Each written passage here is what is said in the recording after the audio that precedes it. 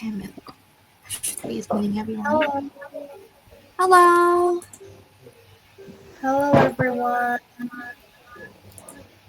Welcome to today's event. Sorry for the little delay due to technical issues. Hi, everyone. Can you please turn on your cameras if it's possible so we can see your faces? Hello. Hi, Gloria. Hi, Devanshu. Konbanwa. Hello. You can also use the chat function. Hi. Would love to know where everyone is taking this event from right now, actually. I'm taking it from Japan, so it's exactly 7:08. How about any of you guys? Oh, hi, from Shimokubo. Is anyone taking it from other country? Itagashi. Wow. We have so many different cities here.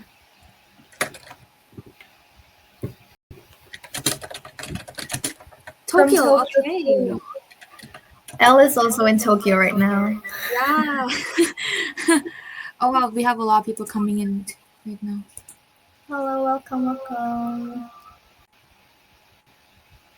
Oh, greetings from Tokyo. Nice. While we wait for everyone to settle down, I figure we could see how everyone is feeling right now by describing which rabbit you are feeling today. So this picture is not taken from the internet or like a Getty Images or stock image. It's actually taken by our founder Annie from her trip in Okunoshima. And then they all look really cute and kind of grumpy, but if you guys can just put it on the chat which rabbit you are. Oh, hi from Kyoto. Nice. 7. Oh my gosh, yes. Sleepy. Right. I was feeling number 9 too today, bringing that curiosity into this event. That's cool. I'm feeling 7. I think 7 and 9. 9. Yay! I love that spirit. I love the enthusiasm. Everyone is so curious and excited to learn. Great. 9. That's great. Oh my. We're still ringing, right? Yes, it's okay now. Oh, hello. A 5. Very It's cute. 9.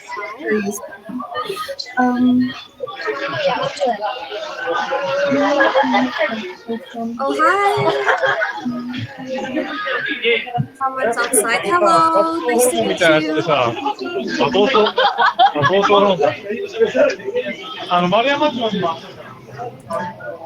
Hi, Nick.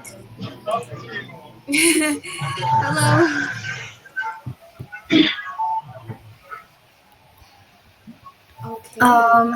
Okay. Okay. Sorry, is that noise? Hi. Sorry, I'm walking, trying to sign in from a coffee shop, but the Wi-Fi was too weak. I see. So I'm gonna have to head back to the Golden Egg where I've been doing this hackathon. All right. Okay. Great. So everyone, you can turn on your camera, but please keep your mic muted when we start the event. That will be much appreciated. Thank you, everyone. So I think we have enough people joining. So I will start. I feel like everybody here is either only knew a little bit about us because we are newly founded. And so, hi everyone. We are Creaba, which is like creative plus show, which is a very creative name, right? Yeah, big brain energy. And basically, we are a community that is formed to help creative people find their creative confidence. So we have a website and Discord and other socials where you can find jobs and opportunities in the creative industry, or if you just want to network or link up with other creative people. And so, yeah, we are this community that can help you gain that experience. And if you guys are interested to get more resources to be up to date with our events or workshop, or just want to look through our list of jobs and opportunities like the one shown before, definitely follow us on all of our socials here. You can, I will give you some time to access the QR code, but my friend is also going to put it on the chat. I was going to put the links on the chat so you guys can access that later. I'll give you guys 10 seconds. 10 seconds to access the QR code.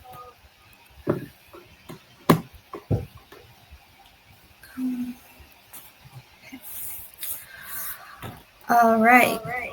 And if you need to look back through it, just look at our chat and you can find the links there. And so, without further ado, I would like to introduce myself first. Hi, everyone. My name is Deborah.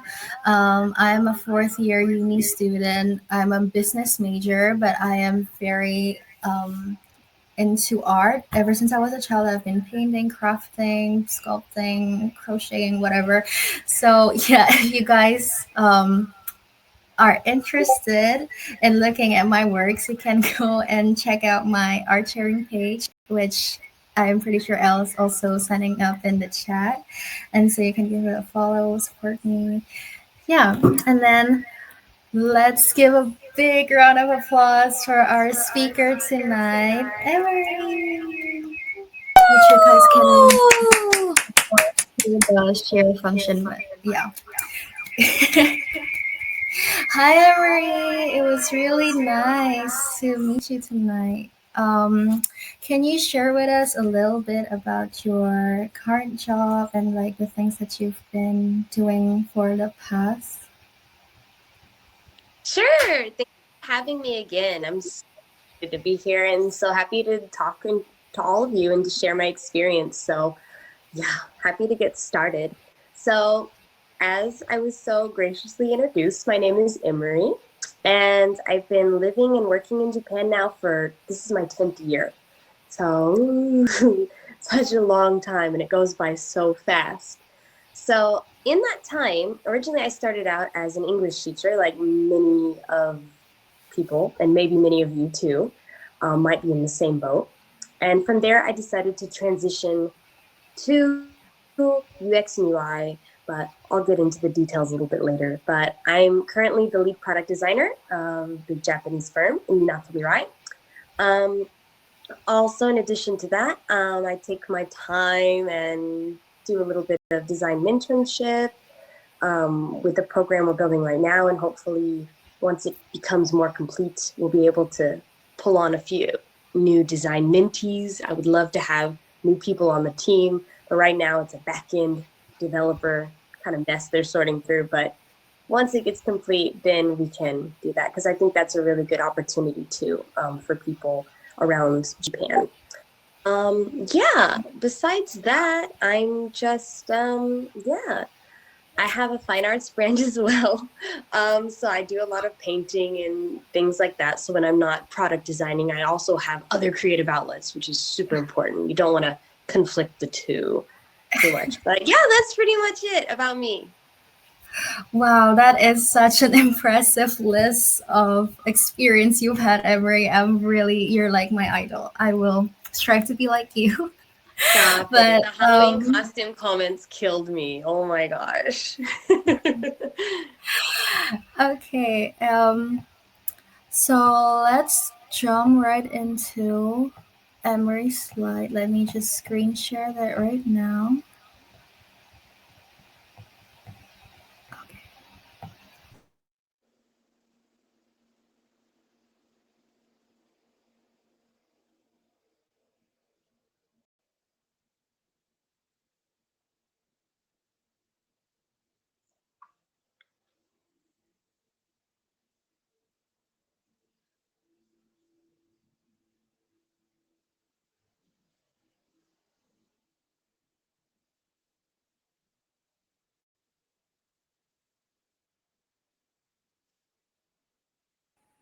Okay, don't worry, it's taking a bit of time. All right. But how is everyone today? I can see a lot of people are turning on their cameras. Thank you so much for turning on your cameras. It's fantastic, yeah. But Emory, how are you feeling today before starting your presentation?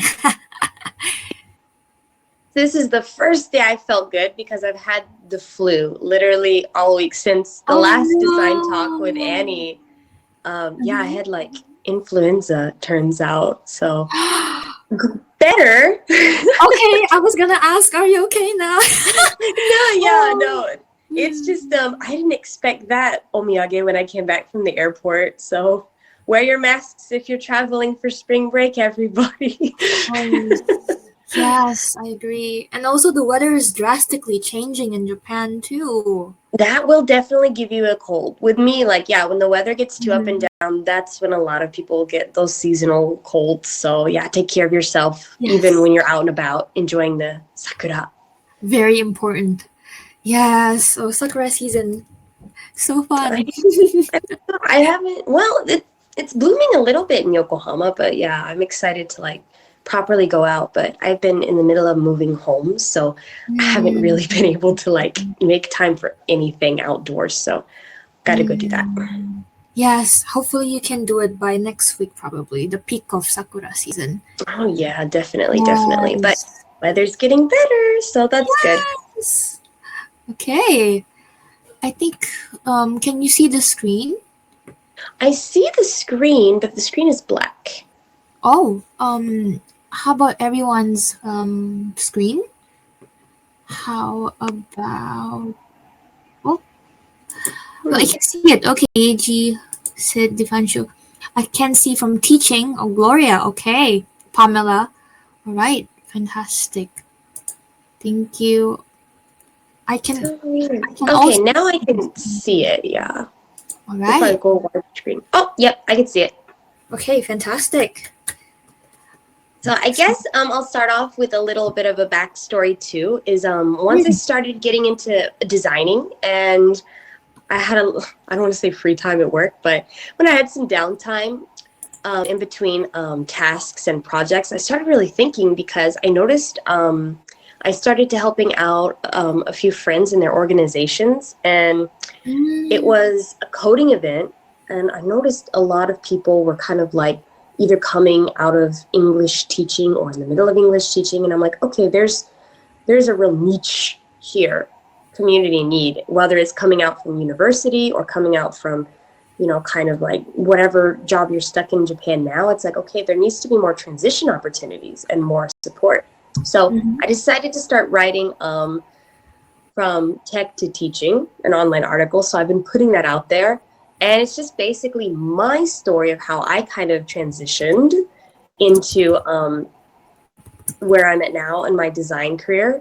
But also it's just to help anyone else who wants to transition. And it's basically the baseline game plan. And so that's what we're going to discuss today is basically I took all the juicy information, the bullet points from there. So let's get started. Yeah. I loved teaching. I loved teaching. I really loved teaching. But I got to a point where it was like, well, I spent like almost a decade in teaching, I felt like. And then the pandemic was just coming up. And so I kind of decided, I'm like, okay, well, now I have a choice to make. I can go back to school and get a formal teaching's degree, because at this point I was working for Tokyo International School. I'd been there for several years. I was even switching into other programs looking to level up my teaching career. So it's like, okay, I ended up being the director of the English program before I was like, okay, I really need to like make a decision. And so my decision was I don't want to go back to university and get another degree in teaching. As much as I love it, it's not for me, it's not for my future. So from there, I decided to start transitioning into tech. And then, yeah, this is like my favorite class from all those years. Aww, so cute. I still talk to some of them today, and they're like turning 10 or 11 this year. Oh wow, time flies so fast. They were all 2 and 3 in this photo, so yeah, that's scary. Terrifying. All right, so I think whenever, no matter how long you've been here, or no matter maybe some people even consider coming into Japan now, let's touch base on those common hurdles, because there are hurdles. No matter how much you love Japan, how much living here makes you the happiest person on the planet, there's still a lot of hurdles when it comes to transitioning your job, when it comes to job hunting in general here. So let's touch on those.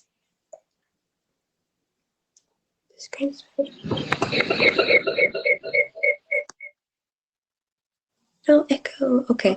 So there's quite a few, but I broke them down into, let's see, 3 big points. And again, if you want to go deeper, read what I elaborated on, I would be happy to share my article link with you guys to kind of like read through it on your own, because it's a juicy article, but I feel like it really breaks apart these points. But let's just touch on it for now. So language, culture, and experience. I think these are the top 3 things I hear the most of when it comes to why can't I get hired in a Japanese company or in a new position? Why can't I move forward into designing or UX UI or whatever I want to go into?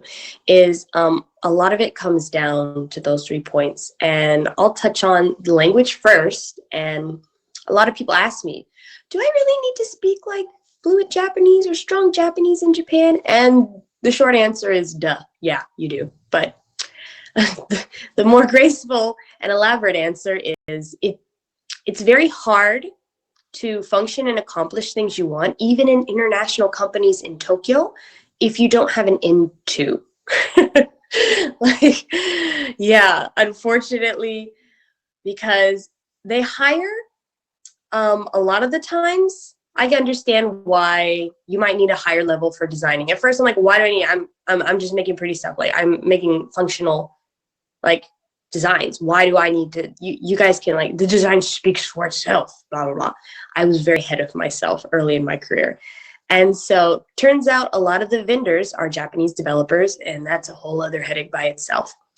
But they don't speak English, and so being able to, if you guys are familiar with the design process, design to developer, you need to be able to talk to your developers in Japanese, your stakeholders in Japanese who might be older and might be like, hey, Nani, why do we need this thing? So again, another problem that you might run into.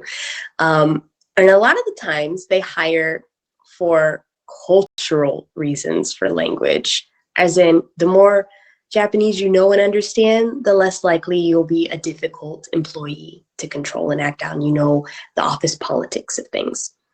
So culture too. I always say, are you sure you want to work for a Japanese company?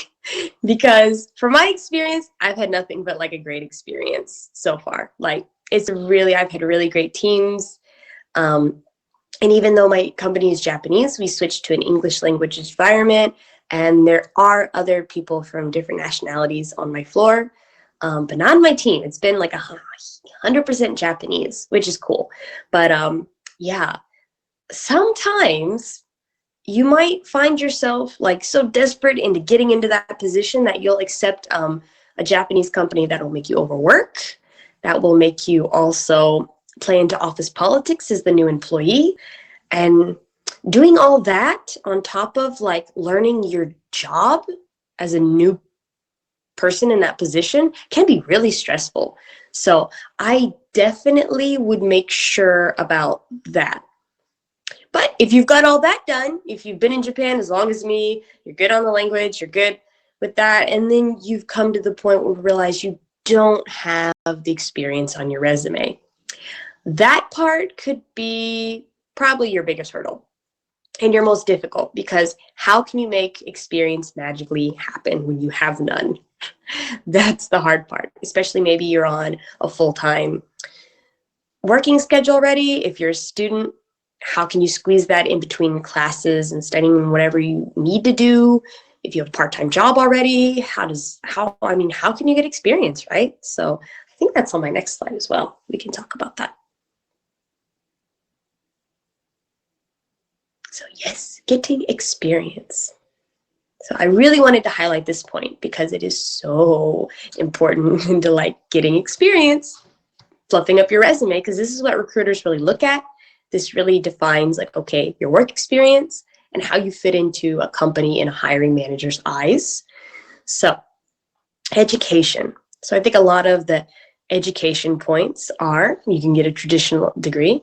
What I did myself is, it was, I say thankfully the pandemic, but thankfully things were going online. A lot of things were available online that they hadn't been previously. So I went ahead and completed my UX UI design degree online in a Dublin program, which was really awesome. I really liked it. It took me about a year to complete, so it was very thorough. You could do it faster, you could do it slower. It was one of those pace-by-pace things, but I was also working as a full-time teacher, so it was very good for my pace. And yeah, I really like that. But you don't always need traditional degrees. You totally don't. There's online courses. There's so many online courses now. And they're certified online courses. They don't have to be super long. They don't have to be a year long. They could be shorter. I'm always doing online courses to kind of fluff up my tech knowledge, because I mean, you should be doing that anyway if you work in tech, because tech changes and evolves so fast. And yeah, it's kind of nice, and it's something easy to have on your LinkedIn because recruiters and employers are always looking for that. And yeah, you can always get short certifications or classes as well. So, and let's see what I put on the note. So yeah, I think, let me full screen that, sorry guys. So going back to pursue another degree is expensive and requires possible relocation either into the city or even into another country. So I wanted to highlight that point, is because, yeah, traditional degrees and relocating to get courses can be, university degrees are very expensive. So you don't always have to go a traditional route. If you already have a university degree. I had a degree in fine arts. I felt like teaching wasn't really honoring all that money I put in for fine arts. So I'm like, well, what creative career can I do that would be a little bit more on the tech side? And that's how I landed on UX UI. So I didn't want to go get another university degree, especially I already mentioned I didn't want to go back and do a teaching university degree. So it's more like add on to what you have so you don't have to go back. But if you feel strongly about going back, maybe not just for UX UI, but for anything, then yeah, that's an option if you want to pursue that as well. So that's just some points to consider. So next slide, please. Oh yes, and working while working. I would love to highlight that. So working while working, like how do you get working experience while you're already working, as I mentioned?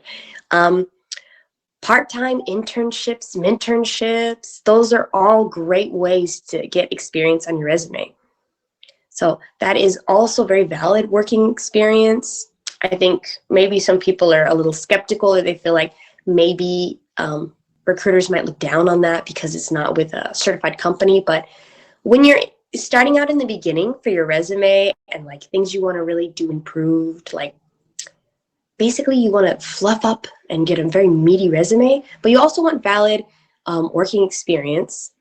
So best way to do that is, I did a lot of freelance as well as I did some part-time remote jobs where I could. It wasn't the best experience by far. It wasn't even really UX UI, if I'm being honest, but it's just a lot of hanging in there. And a lot of these things don't happen magically overnight. It does take time to get good opportunities, and you have to start off with these soft opportunities, and then you can get nice opportunities like actual company positions. But yeah, the transition is very hard. And I mentioned this on the talk a week ago with Annie. It took me like a year and a half to land a proper position in UX UI at a Japanese company. So yeah, while it's hard, to transition, it's still completely possible. So it's just one of those, you got to hang in there. And I did mention in my article, buckle up, because yeah, it can get rough, but transitioning smarter is much better than just quitting and being like, I'm going to get a new job somewhere else if you don't have the experience yet. So definitely plan your steps. You have to strategize on this one. So next slide, please. Case studies are another favorite. So if you are strongly favoring UX UI design or product design as a career, case studies are your lifesaver. And yeah, this is what will get you hired into companies because they love looking at that portfolio. And so basically, there's different ways to approach it. You can volunteer for projects or startups and have case studies in your portfolio flow about that. You can research just some design topic. I did that too. I got an idea in my head and I'm like, oh, I really want to pursue this idea, and kind of build up your own case around it. And creating small collaboration projects with other designers and or developers. I did this as well. I had one of my case studies that got me hired into a Japanese company, actually. And I had a few, and looking back, they weren't the best UI at all. They weren't the best designed by far because I was very early in my career. But the one that did get me a lot of hired notice, and I'm glad I added that in to my portfolio, because at the time I had, I think, 4 case studies in my portfolio, and they weren't all complete. One was coursework, one was just a little concept design, like really, really short. Another one, can't remember. Oh, it was a little bit of my freelance work, and then there's the one I did as a collaborative project with other people because I had a lot of musician friends at the time, and I decided to create a web application for musicians and producers to kind of like link up and like create and share their own music, like a Spotify meets a Facebook kind of thing with a SoundCloud kind of touch. So I went ahead, redesigned that. I put a bunch of surveys out there. So it's like I did the research, I did the UX data. And so it looked like a very nice case study, even though it was ultimately kind of by myself. But I had 1 or 2 other designers kind of jump in on it with me, and like who were also musicians. So it was kind of a nice collaboration. But there's lots of opportunities to do that, even by yourself or with other friends. If you can work with developers, please work with developers. That is the biggest interview question I get asked so much is, have you worked with developers? Well, have you worked with developers? Can you tell me about what it's like to work with developers? And they really are asking, what's it like to work professionally? Do you actually know how? Because it is, yeah, that is really sorting out candidates right there for employment. So please, please work with developers, even if it's one friend who's kind of into coding. It will really help enlighten you as well. So next slide, please. Networking. Okay, this is like my favorite point, and this is what we're doing right now. So networking is by far the most important thing you can do on your own by yourself, and the easiest. If you don't know anywhere else to start, at least you know you need to get in a network somewhere, somehow. So that's what we're here for. So happy. And honestly, and I love this quote so much. So when you don't network, you remain unknown. When people don't know you, you miss out on opportunities, which couldn't be more true. And I've seen it myself.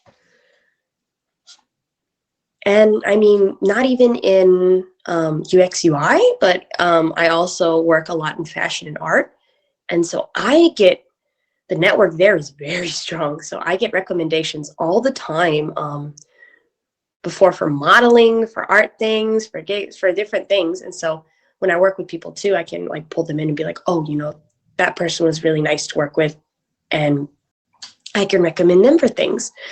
So even like, I think networking, they asked me last week, like, oh, has networking really like impacted you personally? And I'm like, well, to be honest, like this is how I'm speaking to you right now, is if I didn't network, if I didn't put myself out there, if I didn't like talk to people and make new friends in the industry, then I wouldn't be here telling you how to do that too. So yes, please do all of that.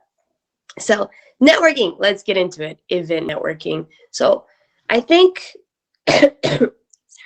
this one scares people the most, maybe if you're an introvert, which it totally shouldn't, because you don't have to be a super outgoing individual. You don't have to be the bubbliest person in the room to be good at networking.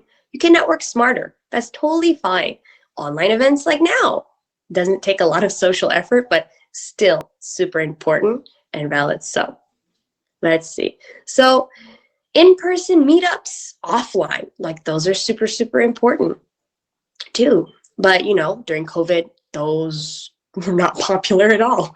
So then we had online meetings and online chat groups. Those also became really good. There's a lot of great Slack groups, even in Creative Tokyo and Creaba, and like there's like a lot of nice Slack and Discord groups right now just around Tokyo for UX and UI designers. So like hop on those.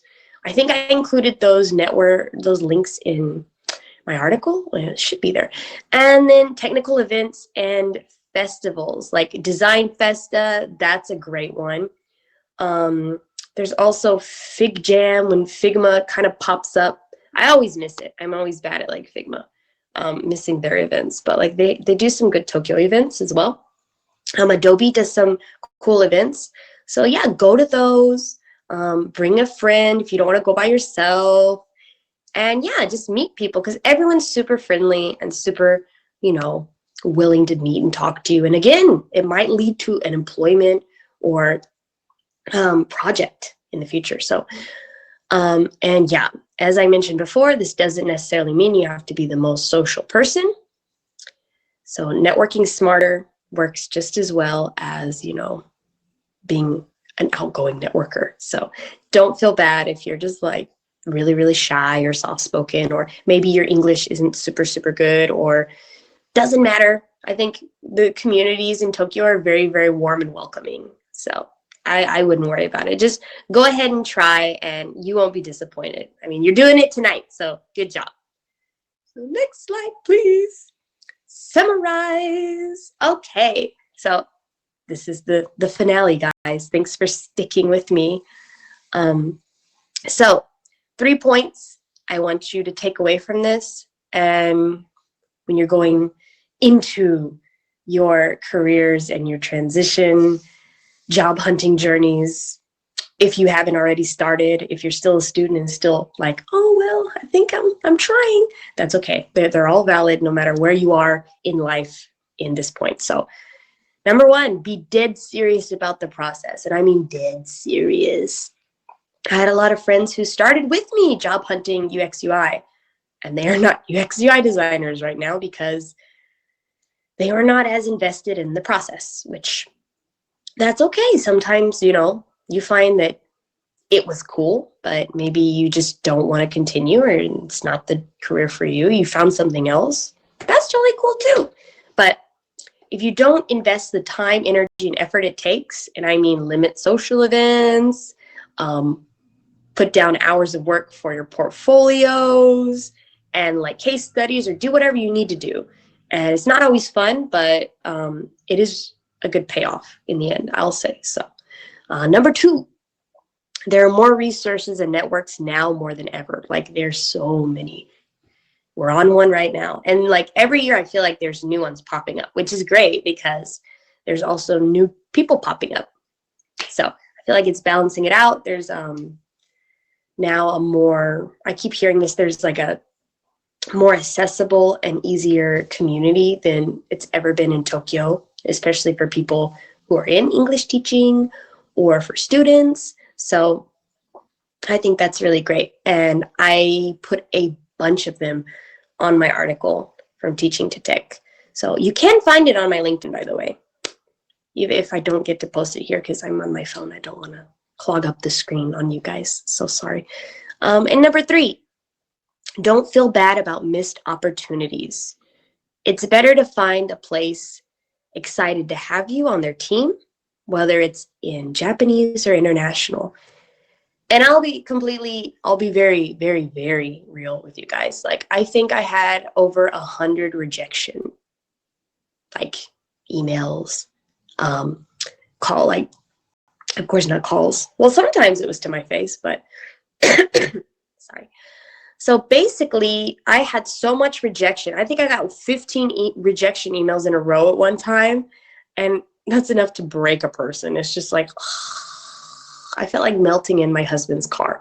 Like, it was just so unhappy because I'm like, I'm trying so hard. Why won't someone please give me an opportunity? But I realized, like, all those like opportunities that I thought I was really hung up on and then I was really sad.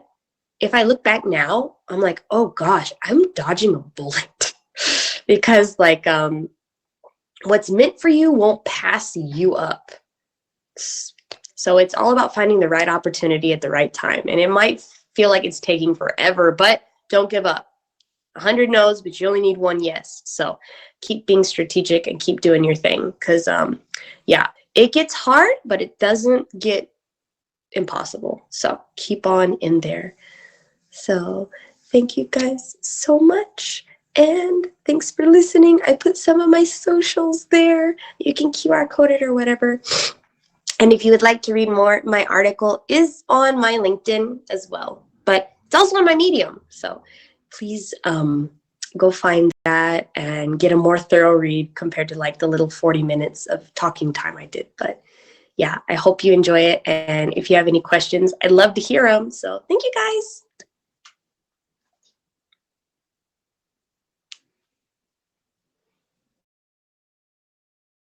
Hey.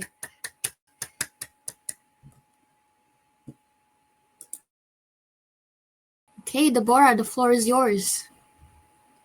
Hear me?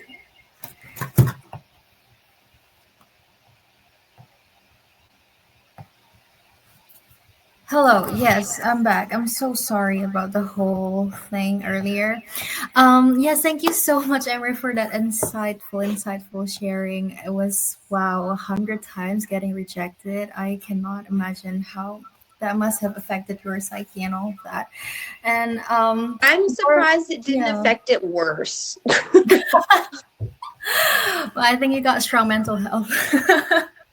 I must. I think I don't know what it was. I don't know. It must have been the really good coffee I had at home or something, because like, yeah, that would take out anybody. But I think I'm just too stubborn, as my husband says. That's the spirit I think everyone should have to who want to pursue this industry, right? And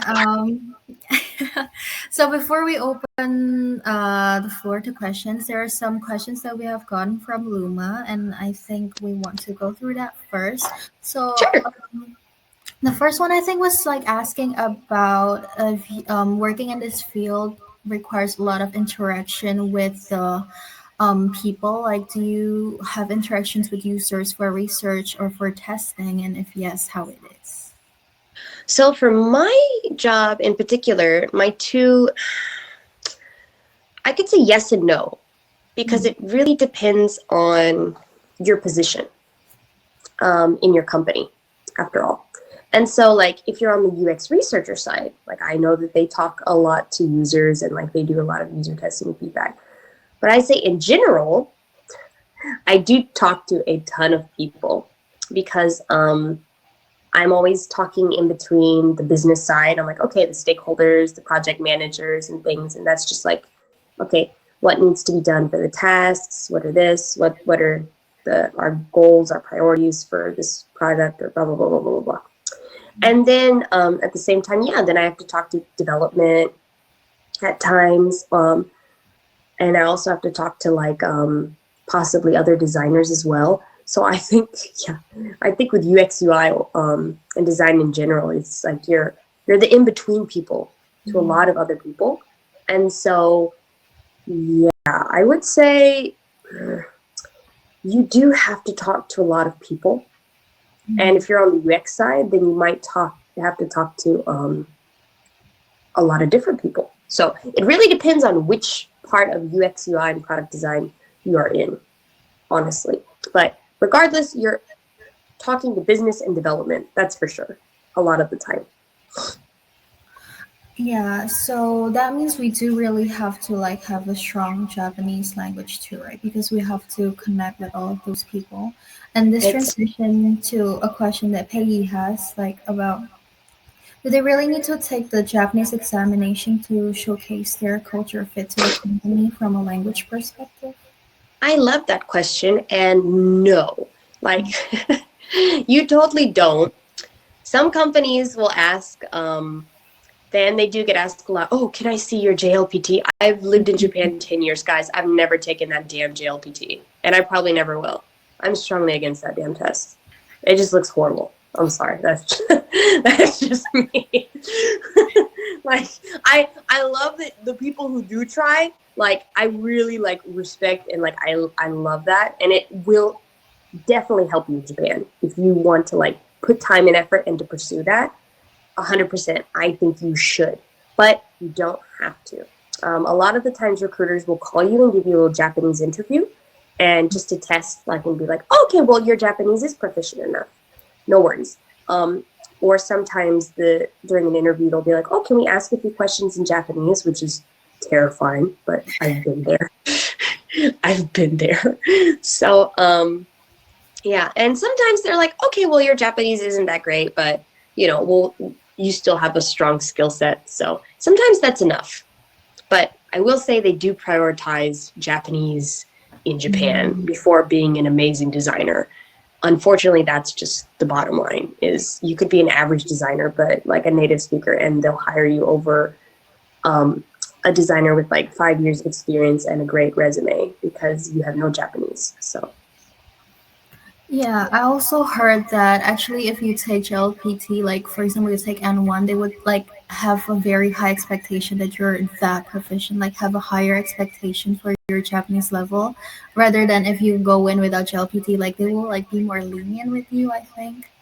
I don't know if that's the case with you too, Emory, but that's what I heard from other people. So they I mean, you're absolutely right. The more native you are, the higher they expect you to behave like a Japanese person, period. Like, it doesn't matter. Like, if they feel like you're Japanese enough, they'll kind of expect you. But I don't even get called Takagi-san at the office. They're like, that's weird. We're going to call you Emory-san. And I'm like, I'm cool with it. Like, because my coworkers are really cool people. So, like, I don't mind being on a first name basis, but everyone else is like typical last name salaryman basis. So I'm like, that's cool. But yeah, it's definitely a cultural expectation, but I always say I'm conversational, so that way if I go higher, I just impress everybody and impress myself. But like, I'm also not like too high to where like I feel like they expect too much from me. But it really depends on your office and your startup and your position, because not like I mentioned, my office is an English office now. So like we don't, Japanese is used, but it's not the company language because we're too international actually, like outside of Japan. So it just made sense to operate in a single English business language at that point. But not everyone speaks English that proficiently, but that's okay. I see. Let's transition to another question, if that's all right. This person was asking if Japan has any specific regulation that makes UI UX in Japan like different from other countries. I wouldn't say any specific regulations, but I would say a very different, outdated approach. Now, those of you know, and those of you know that do know have been on Japanese websites before. So, and yeah, I'm seeing the laugh comments. You guys know. So basically, like, I think Japan gets that whole like, oh my God, Japan's living in like 2050. We've all seen those TikToks. We love them. So, but the people who live and work here, it's like, they're like, wait, why fax machines? Why outdated systems? What, huh? Like, it conflicts with like the tourist trap that like a lot of people have been fed about being super futuristic and proficient. And Japan does, I would say Japan does really good UX in a physical form. They're very good at like product design from a physical standpoint, like going to the ATM and having like cup holders and a cane holder and umbrella holder. I'm like, okay, that's like technically a good like UX perspective. Or like the way they design escalators, or just the way the gamification of stairs, things like that. I'm like, oh, that's really good UX. But ironically, if you take that into the digital space, you're like, what the hell happened? Like, where did we lose the translation? And I think a lot of that is because the elderly population. Two reasons: the elderly population, and also a lot of the times they just don't think they need to invest in like restructuring their digital space. Like, it's probably the same space they've had since 2003. I'm not even kidding. I think maybe it got a little bit adjusted here and there, but it's like, why do we need to do a major adjustment? Because our elderly clients are already kind of used to using things like that. And if we retransform it, it's going to be confusing, because I would say Japan has the custom, and I wrote another article about this too, about they like the whole omakase, the teishoku set. So what that means is basically like when you get a set in Japanese food, everything has a little space in a bowl for everything. It's like, okay, your rice is here, your miso's here, and like your main dish is here. And so everything is together on the tray. And so think of that like a Japanese website. Is as much information encompassed as possible, because Japanese like to consume all at once, versus Western UX UI is like bit by bit, let's not overwhelm. I don't need 100 pop-ups. But for some reason, a lot of like the websites look like a street in Shinjuku, because it's like, okay, well, that's kind of like culturally Japanese like to have maximize their space so they can make every decision and see everything at once. So not to say that can't change, of course, because when I product design, I have to follow web content, accessibility guidelines and things that Japanese don't really like do a good job of considering a lot. So like I have to go back, and it's a lot of UX maturity and education I have to do on my company's behalf, and be like, hey, here's why we have to do these things. And nobody disagrees about it. It's just like they never thought about it before. So it's a big question. I think that one is, there's a lot of cultural this and that, and it's just kind of like something you have to discover on your own. Oh, I see. And also, they were wondering if we could, is there a specific website or a social web or anything where we can find UI UX reference with Japanese style, because they find that Japanese designer rarely showcase their portfolio.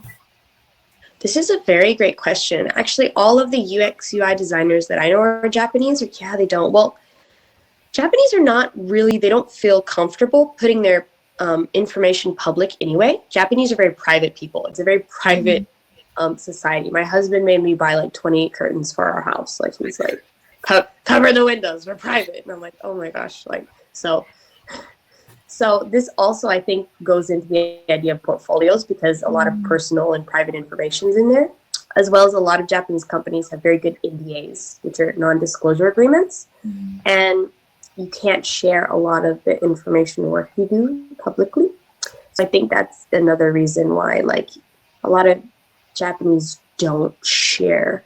But now that I'm thinking about it, like there are some Japanese websites, like maybe one of these one, but there's not like one that I've run into yet. There might be one out there, but there's not one that I've run into quite yet that just showcases nice portfolios like Dribbble, or like all of the like websites that we know and we have.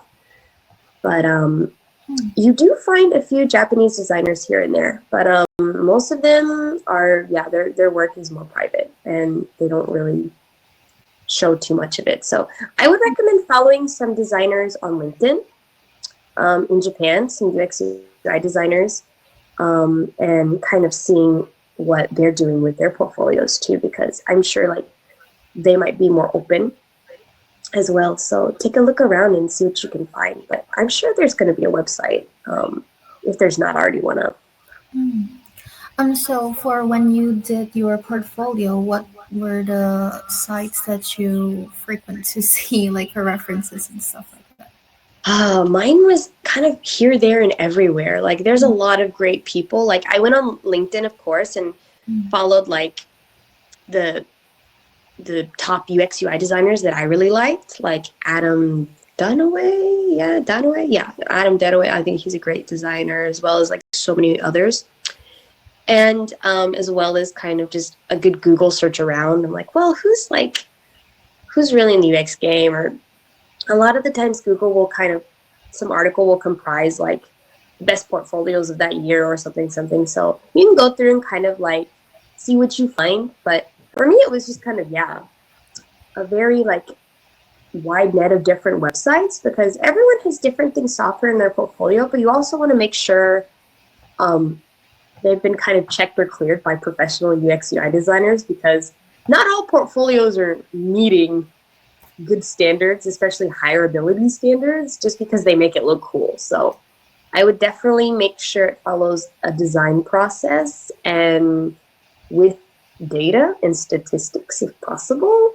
And just, get a sense of the portfolio for sure. But save like your top 10 is what I did. Thank you for that, Emory. I'm reading a question by Talsa. I cannot read the kanji. Wait.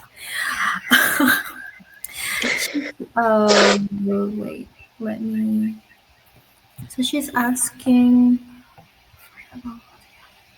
She's asking about a platform that fits this term. So I think they're transitioning into UI UX while they're now doing sales in a completely different industry. And she was asking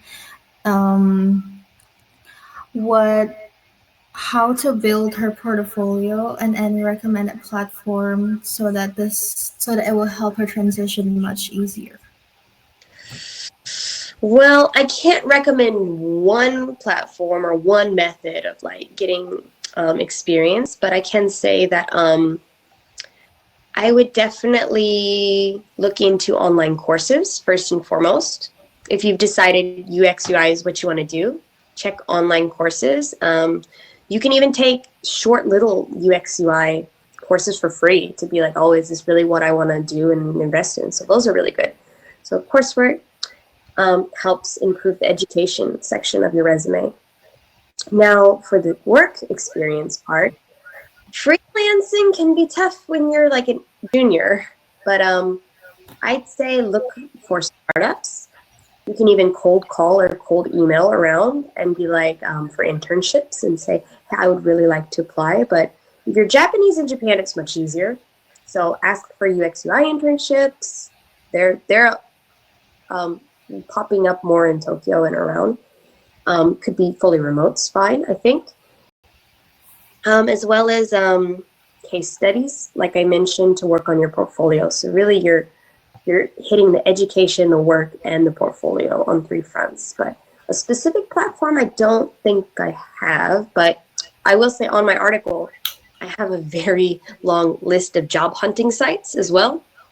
So once you've established that you are ready to start applying for companies, I think it's like all of the ones in Japan. I found like maybe over 30 different job hunting websites in English, Japanese, and bilingual. So please go check those out for everybody. Okay, so because of the time constraint, I think I will have one more question. So we'll talk about this because we haven't really talked about. So for people outside of Japan and our students outside of Tokyo, for networking, do you think it is equally effective to do it remotely, or is it better to do it in bigger cities like Tokyo to work on networking and job hunting?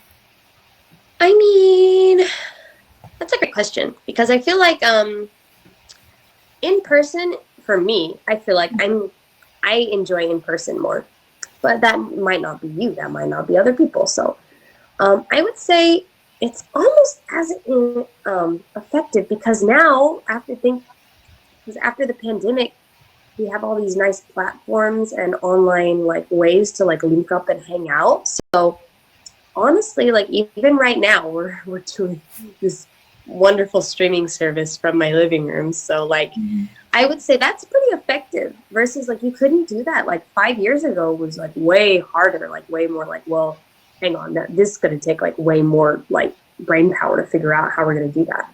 So now it's very effortless. So I think while in-person events are great if you can do it, definitely start networking from like remote, if that's like, if you know you're going to come to Japan and stuff, because like, yeah, start joining Tokyo online groups, Slack groups, Discords. I think that's a great way to like approach it. I agree. I also think that if you do remote, I think you can get to know the person better because you're seeing face to face. But also online is that it's less intimidating, and then it can reach a bigger audience. So I guess we can do both for networking. I totally agree. Oh yeah, some people prefer online more, and like I can't complain. I like both. Yeah, that's true. Okay, so thank you so much, Emory, for sharing all of your insights on that. And before we leave, there are a few announcements that I have to share with you guys. So you can just stick with me while I do another screen sharing. Okay, can you guys see the screen? Yes. So that was a lot to unpack. There was a lot of things that we've learned tonight. Emory, thank you so much for all of those sharings. And I was just wondering, how are we all feeling? I would love to hear your feedback about this event. If you can give this QR code a scan, or you can tap the link from the chat and tell us about things that we need to improve on, or maybe you have topics that you really want Creaba to discuss on our next workshop. Please do tell us in our feedback form, and it will help us create a better Creaba for a better community. So I will give you some time to scan this QR code.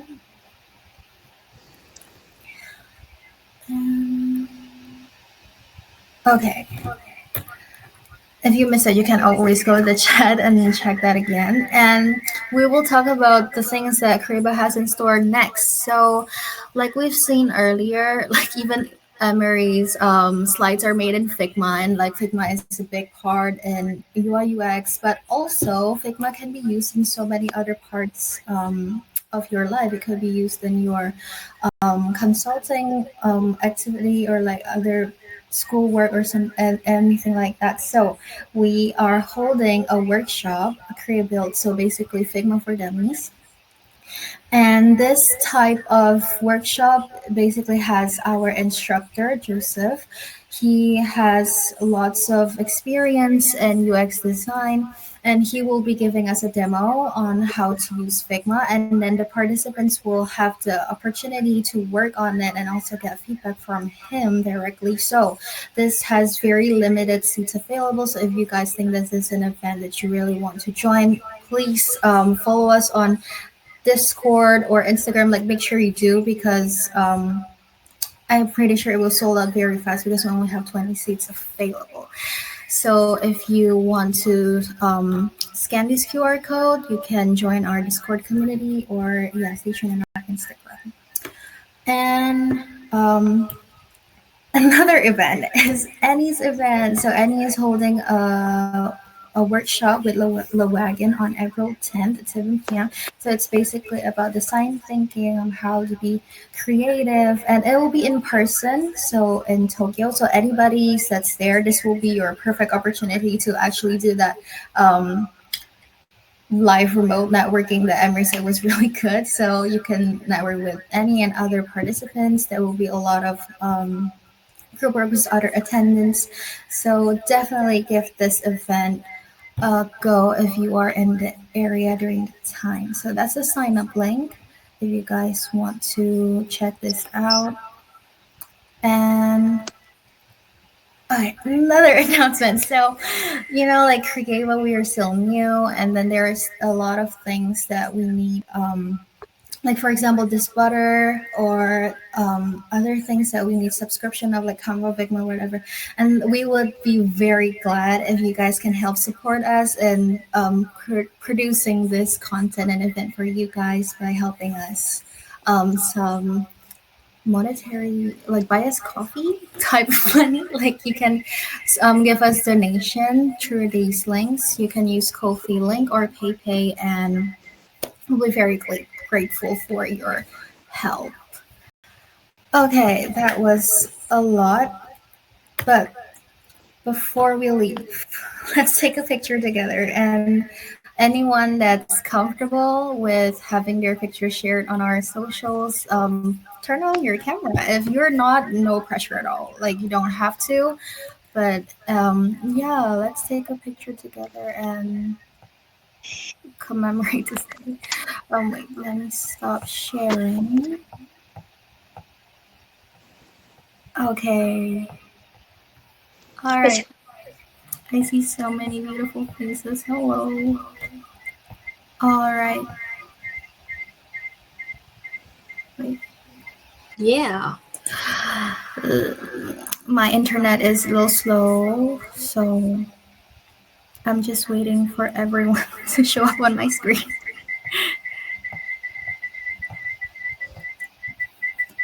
Okay. So, all right. I will take, there's 2 slides, so just keep on smiling, guys. I will take a picture on the first one. So 1, 2, 3, cheese.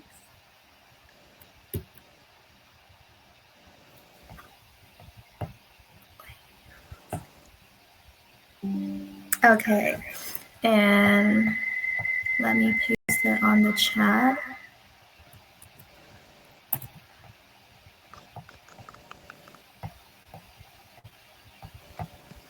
Okay, for the second slide.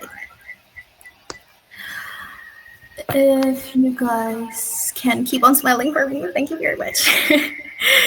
So 1, 2, 3, cheese.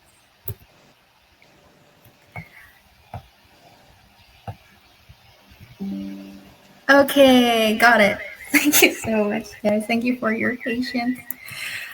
And yeah, so that's all for tonight, guys. Thank you so much for tuning in. I'm very sorry for all the technical difficulties and the delay earlier, but we are very grateful for your enthusiasm and asking questions. And thank you very much once again, Emory, for giving us all of those incredible insights into UI UX industry. We hope to see you guys next time on Creaba's event or anywhere else. Bye. Thank you, everyone. Thank you, everyone. See you our next event on the 13th of April.